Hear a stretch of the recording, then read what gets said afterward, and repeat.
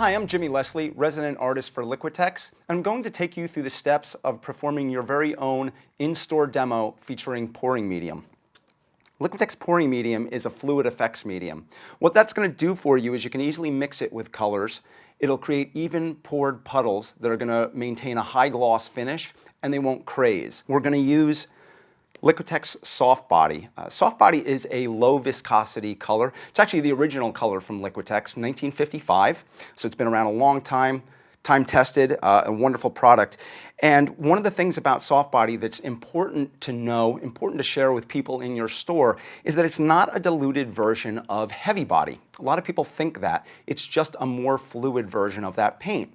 You can have acrylic polymers, acrylic mediums that have various different viscosities from very fluid to very gel-like. And again, this is a low viscosity. We're going to do a pour today in which we're going to cover the whole canvas, but we're going to use a sink strainer. That's how we got these intervals of color in here. And in doing so, we're going to create what's called a dirty pour, meaning we're going to take all the colors, put them in one cup, and pour them out all at one time. Now, you could use each individual separate color here and pour them out individually, but it would tend to merge a little bit quicker. So we're going to kind of control it with our strainer again, and by pouring everything out in one cup, what's known as a dirty pour. Now, to mix these colors and what I have pre-mixed in these here, we're going to have a 10-to-1 ratio. That's 10 parts pouring medium, 1 part of soft body color. And you can experiment with those a little bit, but this is going to create a really nice even pour for us. So we're going to put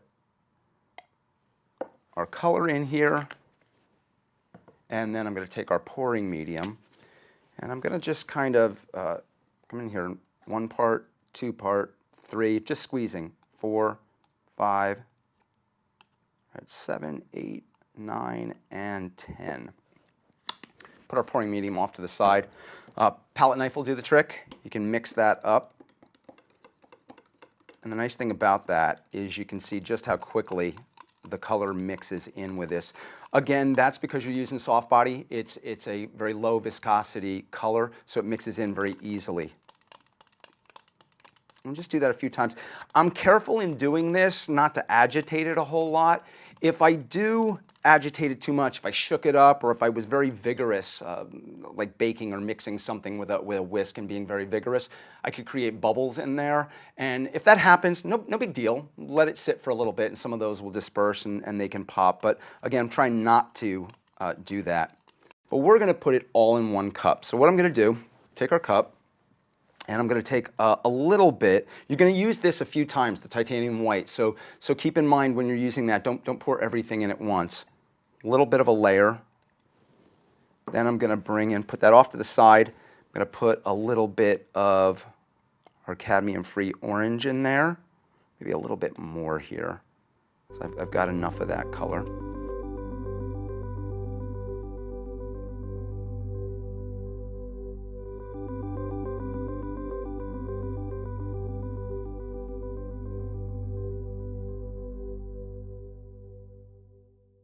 And I'm going to bring a simple kitchen strainer, something that you can get at a dollar store, nothing fancy.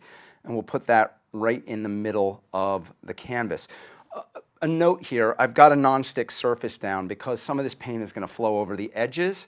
And I don't want to do that on a surface where it's going to stick unless that's something that you don't care about. So just be aware of that. You could use palette paper. At this point, I'm going to take our whole mixture and we're just going to pour it right in our container. You can see that starting to come out.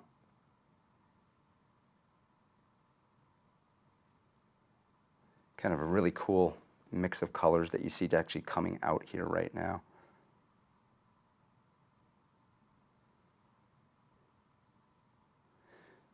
Now at this point we've got all that color. You can see some dripping over the edge, like I said. And you can see that separation. So what the kitchen strainer has done, it's pretty good right there. What the kitchen strainer has done is created all these little intervals here where the paint has seeped out. What I'm going to do at this point, I'm going to let that sit for a few minutes. It depends on how thick your mixture of pouring medium is and how much ratio you use. Remember, we used 10 parts pouring medium, to 1 part soft body. So it's a fairly runny mixture. I'm only gonna let that sit for a few minutes, maybe like 3, just to not disturb too much of these little intervals of color that we have right here. And then after those 3 minutes, I'll remove the strainer and we'll go through the process and show you covering the rest of the canvas. Okay, I'm going to remove our strainer right now, just take that right off of the surface. And you can put this in a cup of water or something else if you want to clean that out. Don't let it sit. Again, the acrylic's going to want to stick to that surface and then it'll clog everything up. Here's the point where I'm going to get a little bit dirty with my hands with a dirty pour. I could use gloves. Latex gloves would be fine if that's something that doesn't bother you, but otherwise I'm just going to get right into it. And I'm going to pick this up and I want to cover the rest of the canvas, so it's a matter of moving it around kind of gently to all 4 corners. Bring some back here. Just a little back and forth. You're kind of tilting. I'm going to bring it towards me for a second, again, to cover. And then back. But you can play with it. The beauty of this is that you are letting the fluid nature of pouring medium do what it wants to do, which is move around.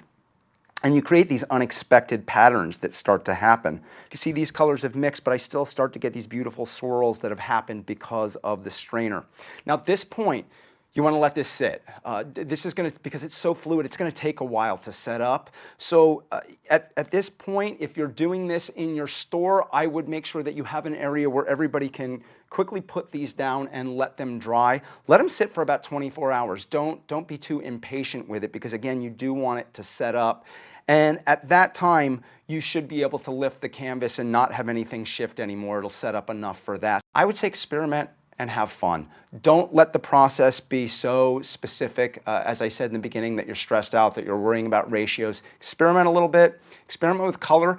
Do some of those things as a nice thing for your store staff to get together, maybe after hours, and just have a little paint pouring party for yourself, and everybody can explore with different color variations and slightly different ratios to see the exciting things that you can have happen, and then you can bring that to your customers for a very successful Liquitex pouring medium demo.